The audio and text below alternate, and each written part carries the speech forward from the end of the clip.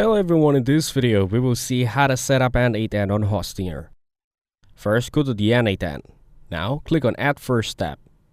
Now search here HTTP, click on HTTP request. Here select the method like delete, get, head, etc. For example, select get if you just want to fetch data. Then enter the URL you want to connect to. This could be an API endpoint or your customer backend hosted on Hostinger. Then select the authentication like none, predefined credential type or generic credential type.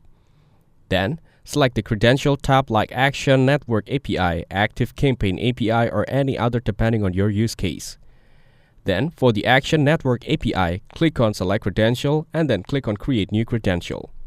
Here, enter the API key you got from the service you're connecting to. This helps authenticate your request. Then click on Save.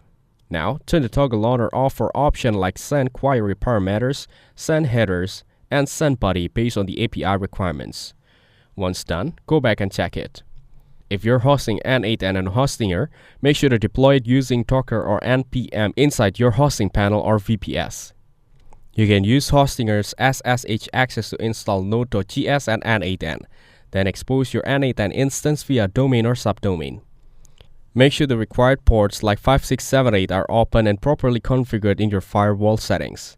Now, N8N is live on your Hostinger server and you can start building and running your workflows. Thanks for watching. Make sure to like and subscribe for more content like this.